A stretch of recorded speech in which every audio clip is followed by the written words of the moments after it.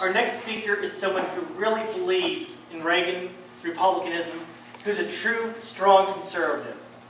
He's someone who could have taught Joe Biden a few lessons today when he came down to talk about the economy. The person I'm talking about is Ty J. Young. He's the president and CEO of Ty J. Young, Inc.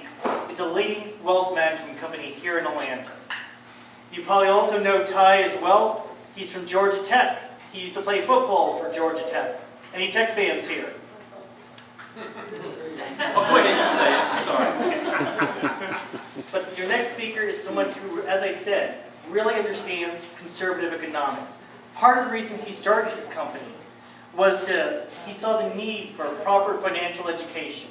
He understands, conservative principles are the best principles for economics and for wealth planning. He knows, just like many of us here, that our best years lie ahead, our retirement years.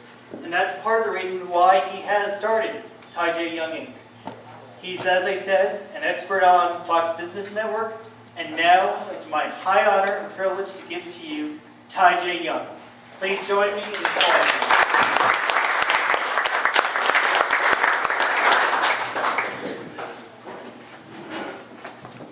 All right, that's quite an introduction there, David. I really appreciate it. All right, well, David got into some of my professional credentials there, but there's one that he didn't mention to you, and it's because it's not a professional credential. However, it is the one I'm the most proud of.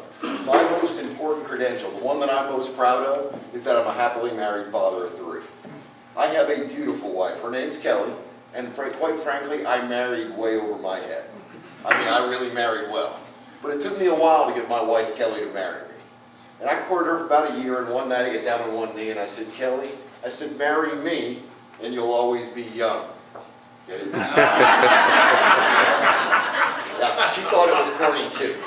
But she fell for it. Next thing you know, we've been married for going on 19 years. God's blessed us with 3 great kids. Got a son named Michael. He's 16 years old. Or he's going to be 16 years old this month. He's going to start driving. Be careful out there.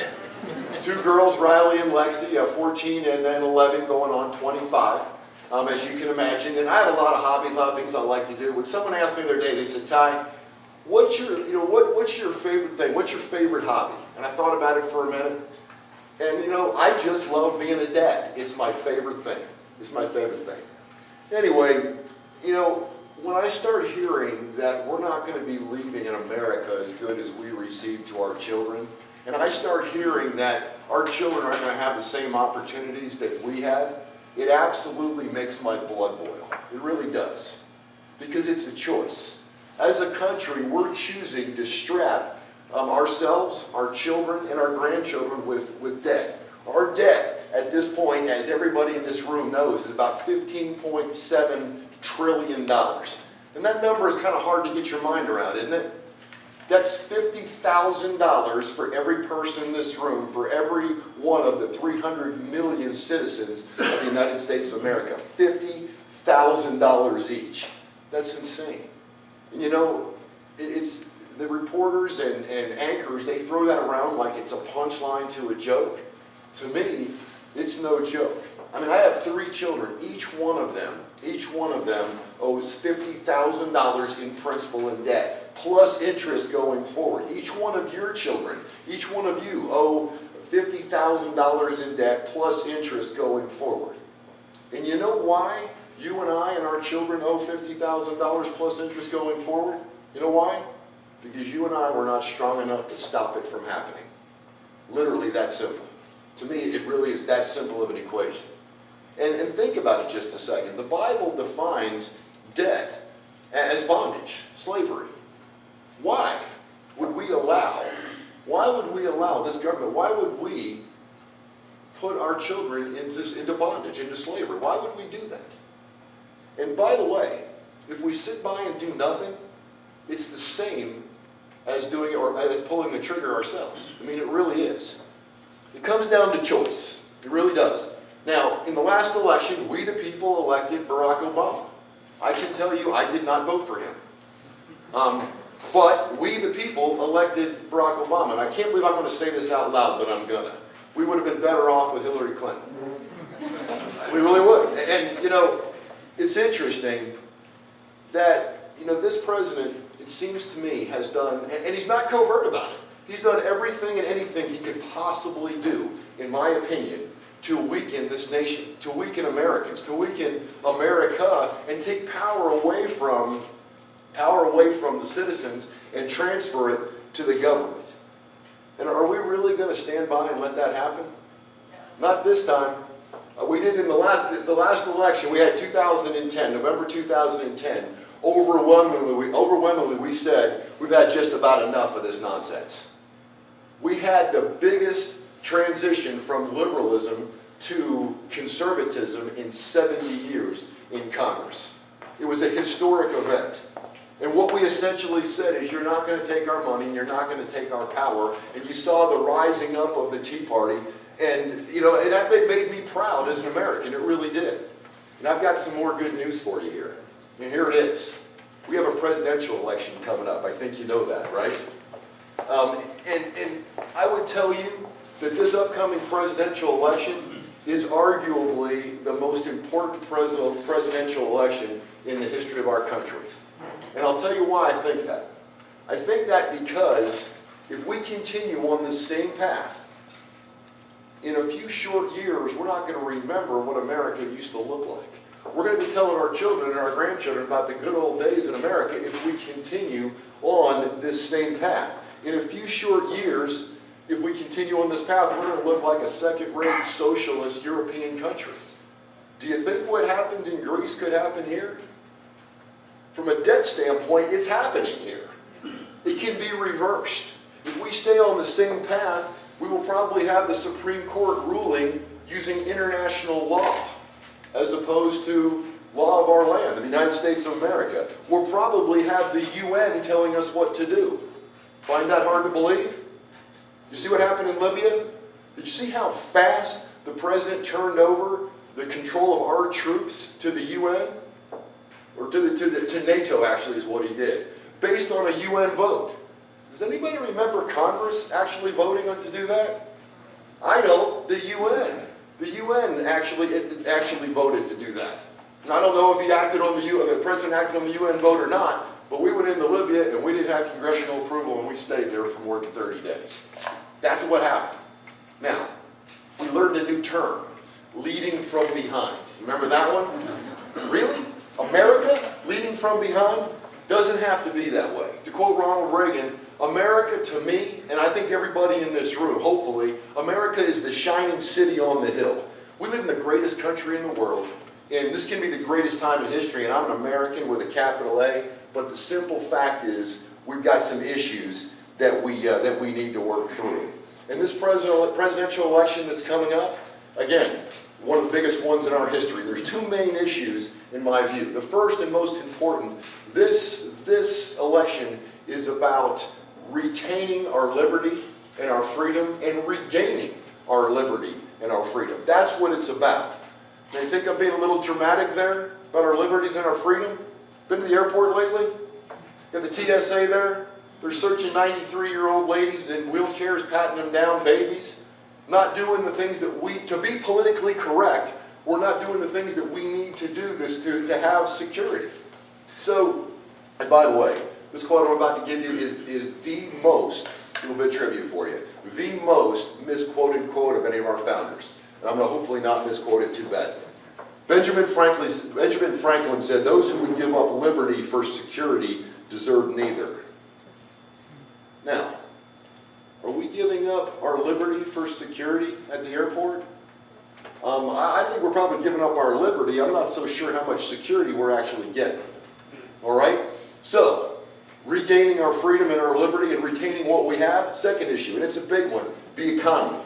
People need jobs. The unemployment rate is 8.1%.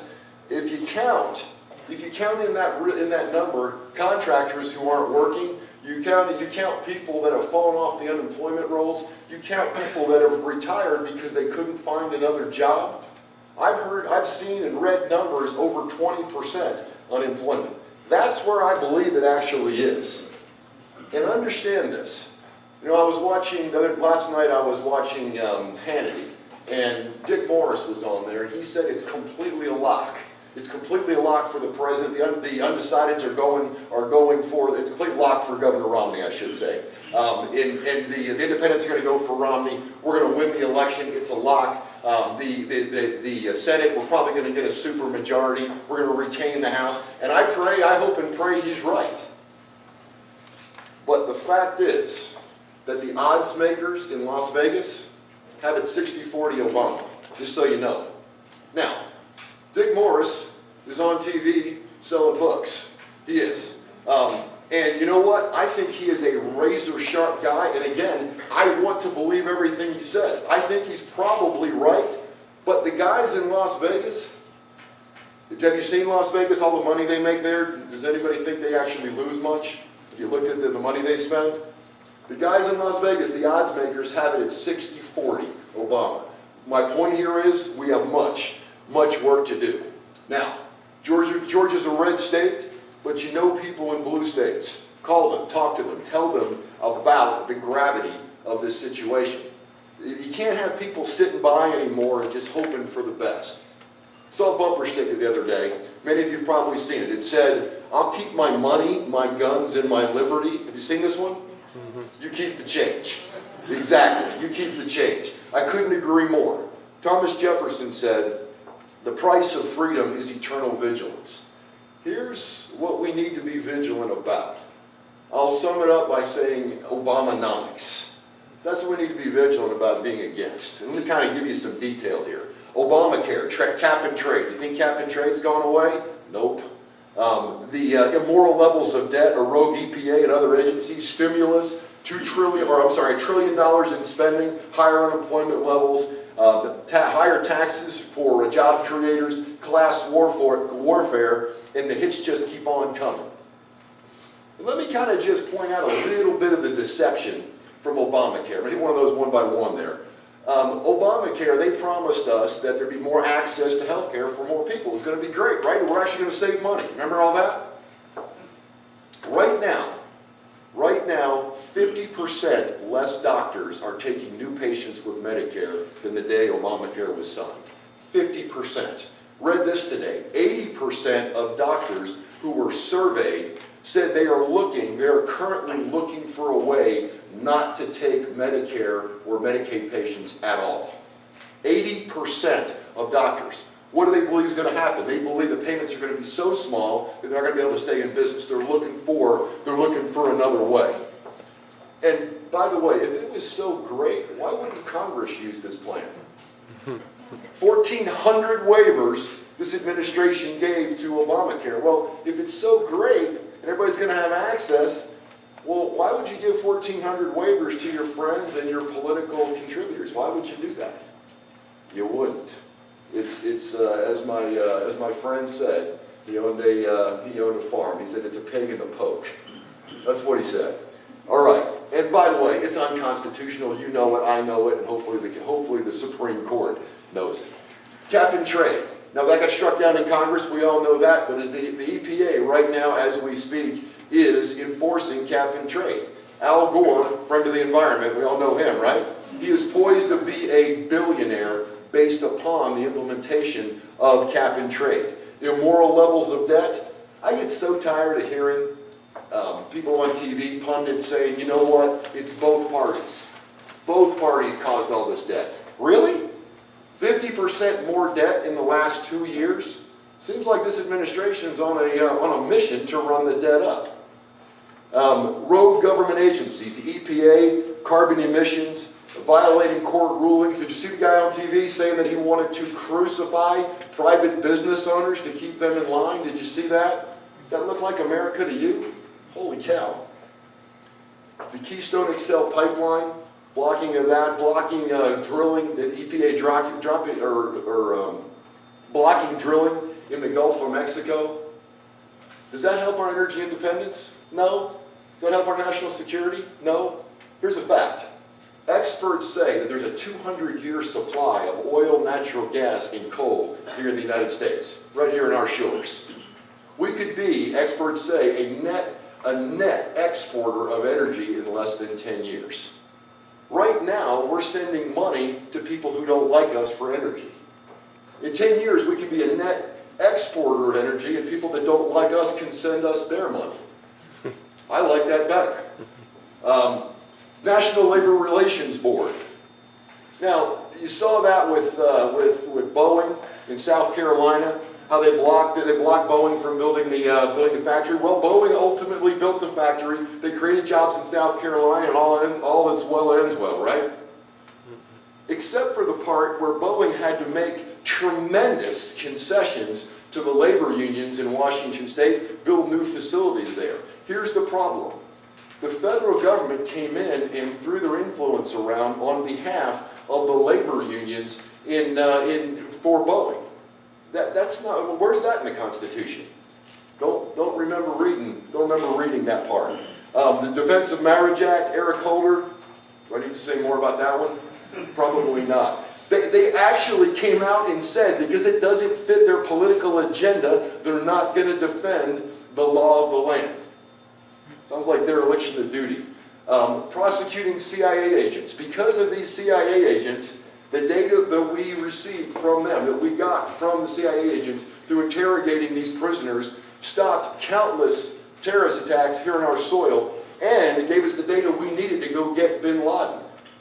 Do you know that prosecution has not been thrown out? Do you know that? It's continued. It's not going as quickly as it was at one time, but it's continued. We're treating these people like criminals. They're heroes. They should be treated as such. And stimulus. Well, we all know about this one. Cash for clunkers, auto bailouts, home buyers tax credits, $1 trillion in spending. We were promised 4 million jobs. We lost jobs. We did learn a new term, though. You know what it is? Saved or created. Only in Washington. Can you imagine in business going into your boss's office and say, I know I failed miserably, but I saved or created a number of accounts over here, so we're not going to lose as much as maybe we thought. Can you imagine saying that? Only in Washington would that fly. And ridiculous government waste. I'm going to give you a couple examples of this. We all know about, and these are actual expenditures. Cowboy poetry, we know about that one. We're spending $1 million a year right now. What that means is we're spending $600,000 of tax dollars coming in, plus we're borrowing another $400,000 from China to get $1 million, and here's what we're spending on an annual basis. Studying the procreation practices of milkweed. True story. We're spending $28 million a year for a printing budget for Congress. I read off my monitor on my computer now. I don't do a whole lot of printing. How about you? $28 million a year. Here's one for you. $25 billion a year we're spending as a country maintaining unused vacant properties. I think the GSA was formed to take care of real estate issues, right? Instead of that, they're out on a junket in Las Vegas. I got an idea. Let's sell off all those properties, pay down the debt, and save ourselves $28 billion or $25 billion a year. $72 billion goes to unrecoverable improper payments to convicts and foreign governments that don't like us. $2.6 million a year we spend to train Chinese prostitutes on how to drink more responsibly on the job. How does that help us again? Yeah, maybe it does. Maybe it does. The Secret Service is pretty good. The Secret Service, maybe it's in Colombia. I don't know. Here's two, I'll leave you with these two in terms of just unbelievable waste. We spend $146 million a year upgrading government employees to first class so they can fly first class. And last but certainly not least, we spend $100 million a year paying late charges on government credit cards.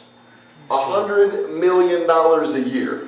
That's Obamonomics. By the way, gas prices were $2 when the president was inaugurated. Now they're just shy of $4. We're all cheering that gas prices have come down a little bit, and I'm glad that they have, but they've doubled since this president became president. And if you remember, during the election, he said that's kind of what he wanted to happen. The housing market continues to go down. National debt's going up $5 trillion. Food stamp recipients have increased 50%. These are the politics of Europe. And you see they failed. These are the socialist politics of Jimmy Carter. They failed, and they failed in the 70s, early 80s, and they're failing now. So what do we do? What do we do? Is there light at the end of the tunnel? Of course there is. We're Americans. We're Americans. All we need here, all we need is a Reagan-style recovery, a stronger dollar, large tax cuts, reduction of government regulation, uprooting government agencies by the root. I like that example of the pruning of the shrub. Uprooting them doesn't sound so bad for the Department of Energy. Interesting. Interesting. Right now, today, if we went back to 2006 spending levels, we'd have a balanced budget. It was only 6 years ago. We went back to By the way, how many people in this room, just out of curiosity, have ever had to figure out a way to spend less money? Well, if we can do it, I think maybe the federal government did. If we move back to 2006 spending levels, we have a balanced budget. And you know what? I believe in states' rights. And I believe the state should also, along with states' rights, they ought to lead by example. And I think here in Georgia, we should do just that. I believe here in Georgia, what we should do is totally repeal the Georgia income tax. Completely. Now, there's those who say you can't do that, but you can't tell me that. Texas can do it, Florida can do it, Tennessee can do it, we can do it too. And we have advantages that those states don't have. We have the busiest airport in the world. We have very, very busy ports, beautiful beaches, the Blue Ridge Mountains, low cost of living. And I would put Georgia against any state in the union as a wholesome place to raise children.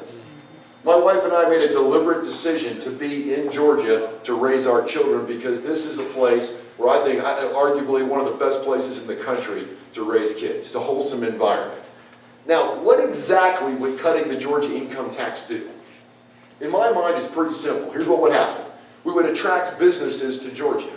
When we attract businesses to Georgia, we attract more jobs to Georgia. And by the way, when you cut the income tax, people with money come here. How do I know that? I'm a wealth manager. Hundreds of times in my career, I've talked to Georgia residents that are very wealthy that tell me, Ty, I'm moving to Florida.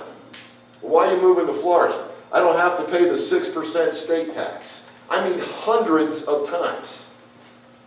Gee, if we attract people to our state because there's not income tax and they're wealthy, guess what they do when they get here? They spend their money, and that creates jobs. And they didn't get that money for no reason. They got it, most of them, because they're entrepreneurs, and maybe they start businesses and generate jobs. That's what would happen. And most importantly, what it would do, or equally as importantly, what it would do, is it would send a message to the federal government. And that message, and I'm going to channel Ronald Reagan for a second. Here's the message it would send. Government is not the solution to our problems. Government is the problem. All right. Now, as I finish up here tonight, I'm a wealth manager. People ask me all the time on TV and individually, they ask me, they say, Ty, is this economy as bad as it looks? And the answer to that question is it could be. It could be. Is it unrecoverable? No, it's recoverable. We need a Reagan-style recovery. I covered that just a second ago. What can you do individually? People say to me, what can I do? Two things. Well, it starts with one, really, personal responsibility. Personal responsibility when it comes to your own money. If you have money right now, or you're planning on retiring, or you'd like to retire someday, start planning for that. Social Security is not going to be around. Mathematically, it's going to implode, especially if you're under 55 years old. There's no question in my mind about that. Opinions vary. That one's mine. Now, plan, save. If you have money now, if you're retirement age now, I can tell you that entitlement program, Social Security, is something that a lot of politicians want to get their hand on. I agree we ought to have cuts across the board, but that's something they want to get their hands on. So there may not be as many cost of living adjustments. What do you do about it? You take personal responsibility, you make sure that the money that you have, you keep. People come to me all the time, they say, Ty, I want my money protected, I don't want to lose it, I want to get a maximum rate of return. And that's what we do for our clients. The smart money right now is making sure they're in a position where they don't lose anything, where they participate as the stock market goes up, their gains lock in, they don't participate in losses when the market goes down. That's where the smart money is right now, and that's what we're doing for our clients right now. So that's from your financial situation individually. And then from a political standpoint, in every race that's available to you to vote in it. Find the most conservative candidates you can find, whether it's locally, at the state level, or at the federal level. Find the most conservative candidates you can find. Support them not only with your time, but with your money, and most importantly, at the ballot box with your vote. Folks, let me leave you with this. We live in the greatest country in the world, and this can be the greatest time in history. We are, as Ronald Reagan put it, the shining city on the hill. Make no mistake about it, and I don't care what anybody says. We are the shining city on the hill. Thanks for having me tonight. God bless America.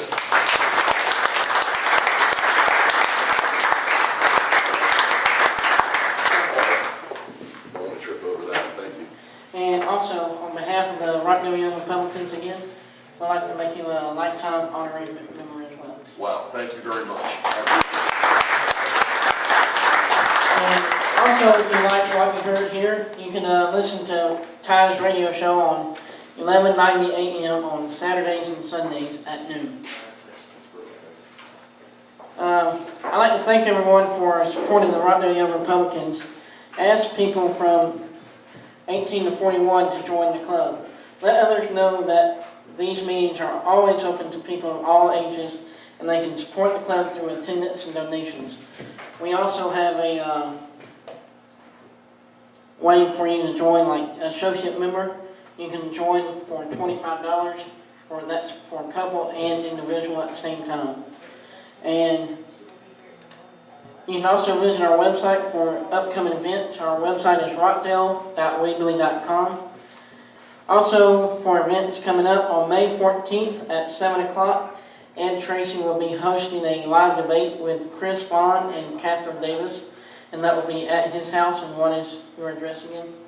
Well, it's going to be on, go to the website and link to it. You can view it from live on the website. It'll be live. At EdwardCTracy.com. EdwardCTracy.com, TV live. And also, again, on May 24th, there will be the chairman debate between Jason Hill and Ed Conway. And also, I think tomorrow morning at 7 to 9, there's going to be a breakfast for Judge Lillis Brown here at Glenn's Barbecue. The 10th. The 10th. Thursday the 10th. I'm sorry. Yeah. And is there any other events we need to know about? I think Steve Davis has an event tomorrow night down in Henry County. What time does it start? Is it 5? 5 o'clock. 5 o'clock, Miller's Mill Road. Yeah. All right. Anything else? That's it right now. All right. I'd like to call this meeting adjourned. Thank y'all.